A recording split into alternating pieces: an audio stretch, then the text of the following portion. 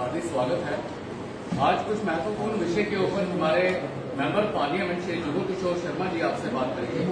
इनके साथ में ही हमारे प्रदेश के उपाध्यक्ष श्रीमान युद्धवीर सेठी जी और हमारे अर्बन लोकल बॉडी के स्टेट इंचार्ज श्री संजय बोलू जी भी।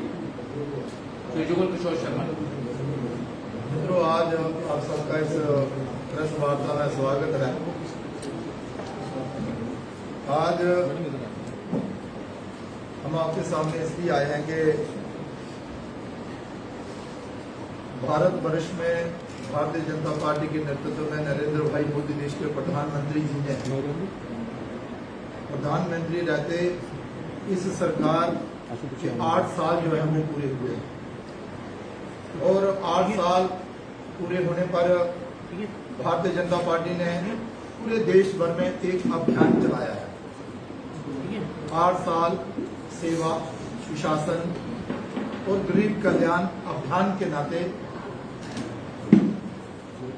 30 मई से लेकर 14 जून तक भारतीय जनता पार्टी का हर एक कार्यकर्ता फील्ड में जाकर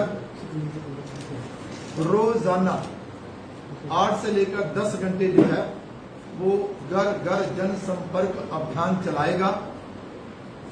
और ये जो 8 साल मोदी सरकार के रहे हैं, इसमें सेवा भाव से और फिर ये जो सुशासन के नाते शासन और फिर गरीब कल्याण के नाते जो योजनाएं नरेंद्र भाई मोदी जी सरकार ने लोगों समाज को समर्पित की है, उसकी चर्चा जो है वो लोगों से करना। जिसमें मैं अगर आपको बताऊं तो हर प्रदेश में जो काम हुए हैं, उसके अलावा देश भर में जो काम हुए हैं, अगर एक तरह से मैं करूं तो नरेंद्र भाई मोदी सरकार के 8 सालों का लेखा जोखा वो हम लोगों के बीच लेकर जा रहे हैं। इसे आप रिपोर्ट कार्ड भी कह सकते हैं, इसे लेखा जोखा भी कह सकते हैं, या फिर जो हमने किया है केंद्र सरकार के नाते उस सब का जिक्र जो है वो लोगों के सामने कर रहे हैं। लेकिन इसका एक और लाभ मिल रहा है। प्रधानमंत्री जी की सोच है कि भाई इसके साथ साथ आप लोगों के बीच जब भी जाते हैं तो लोगों को भी सुने, उनकी जो समस्याएं हैं वो भी सुने, केंद्र सरकार के मतलब अगर उनकी कोई अच्छा सुझाव है तो उस सुझाव को भी ले और वो केंद्र तक पहुंचाए ताकि उस पर भी अमल हो। तो मैं विशेष तौर पर ये कहना चाहता हूं, बिंदु तो बहुत सारे हैं, मैं चाहता हूं कि एक एक पत्र जो है वो आप सबको भी वितरित किया जाए, लेकिन इसमें सारे वो बिंदु हैं जिन पर केंद्र सरकार ने जो है वो काम किए हैं। कुछ काम विकास के नाते हैं, कुछ राजनीतिक फैसले हैं, कुछ समाज सुधारक फैसले हैं, जैसे आर्थिक सुधार हैं, विकास कार्य में गति है, जम्मू कश्मीर में जो गतिविधियां हुई हैं, सुशासन हेतु प्रशासनिक सुधार, और इसके अलावा भी सामाजिक उत्थान के लिए शिक्षा क्षेत्र में, स्वास्थ्य सेवाओं में क्रांतिकारी सुधार, विस्थापितों को न्याय, लोकतांत्रिक न्याय, और इसके अलावा भी जो योजनाएं नरेंद्र भाई मोदी सरकार ने समाज को समर्पित की हैं, उस सब का जिक्र जो है वो इसमें है। मैं आपको थोड़ी सी बात करके अपना कथन अपना समाप्त करूंगा। थोड़े दिन पहले मैं अखनूर गया। अखनूर में बलवाल ब्राह्मणा एक गांव था, वहां पर एक घर में गए, गरीब घर था। हमने वहां एक माता जी थी, उनको पूछा कि बताइए मोदी सरकार के 8 साल पूरे होने पर आपको कैसा महसूस हो रहा है? तो उन्होंने कहा नहीं, मोदी सरकार अच्छा काम कर रही है, लेकिन शायद हमें उसका कोई लाभ कम मिला है। तो मैंने कहा बताइए कौन सा लाभ कम मिला है आपको? क्या प्रधानमंत्री आवास योजना के तहत मकान मिला है? वहां के हमारे सरपंच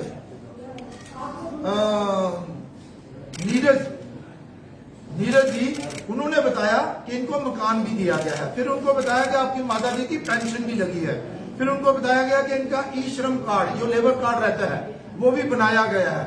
फिर उन्होंने बताया कि गैस सिलेंडर चूल्हा भी पहले हमें मिला था।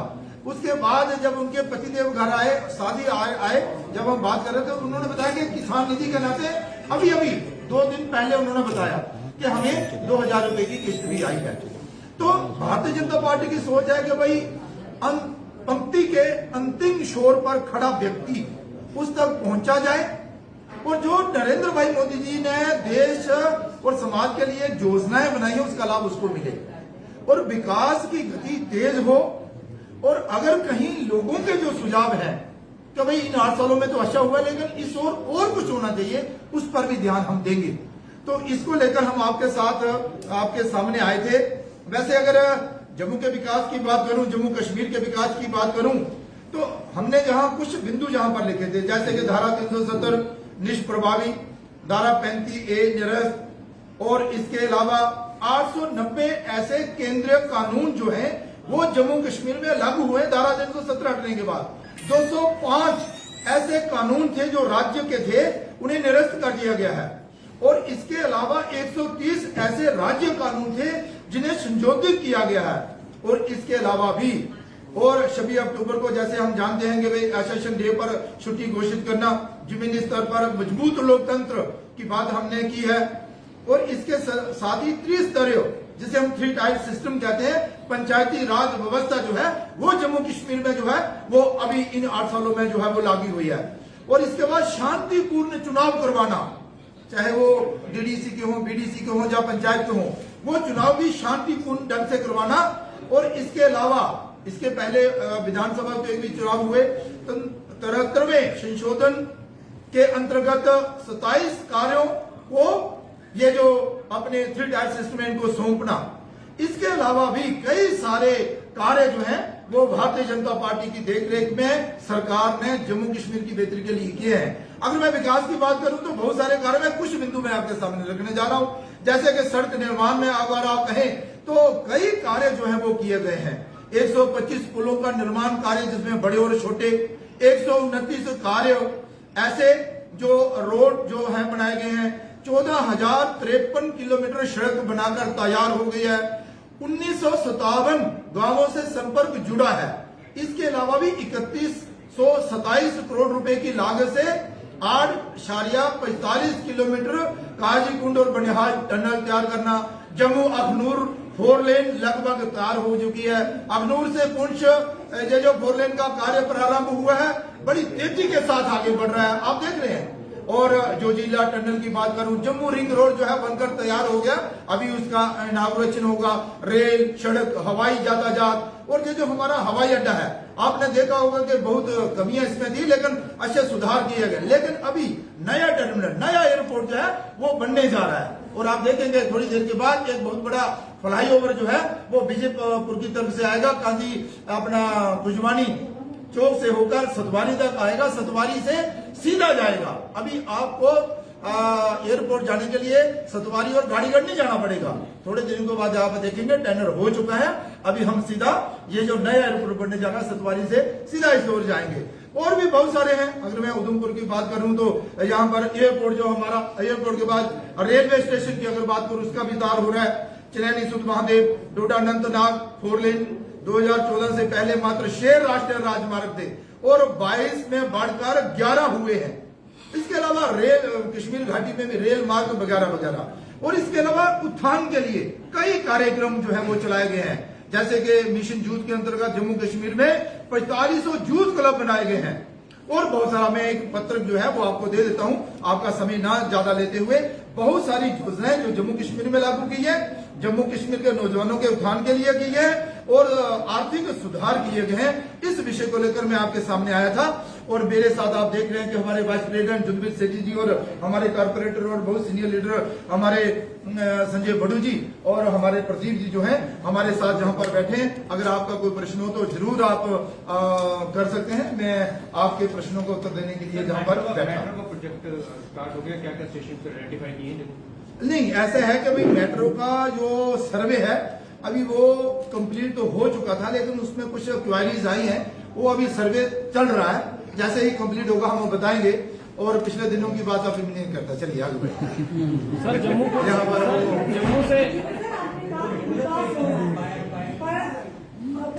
विकास हो रही है, आप जनता सड़कों पर है, डेली बेसिस सड़कों पर है, होमगार्ड की बात है, और भी मामलों को लेकर करें, अरुणाचल की बात करें, नरेगा की बात करें, अभी आपके ऑफिस के बाहर ही एनवाईसी की बात करें, एडवोकेट की बात करें, तो फिर ये लोग सड़कों पर ऐसे आम जनता तो नहीं, लेकिन वो नौजवान जिन्हें आशा है कि भाई ये सरकार ही हमारा जो है हमें परमानेंट कर सकती है, हमें रोजगार दिलवा सकती है, सभी सड़कों पर और या फिर जो लोग लगे हुए हैं उन्हें लगता है कि भाई यही सरकार कर सकेगी, तो इसमें कोई दो राय नहीं है कि जम्मू कश्मीर ड्यूटी प्रशासन जो एलजी मनोज सिन्हा जी के नेतृत्व में जहां पर काम कर रहा है, उन्होंने कर्मचारियों की बेहतरी के लिए बहुत सारे अच्छे कदम उठाए हैं, और वो कदम उठाए हैं जो पहले की सरकारों ने नहीं उठाए थे और ना ही उठा पाए थे।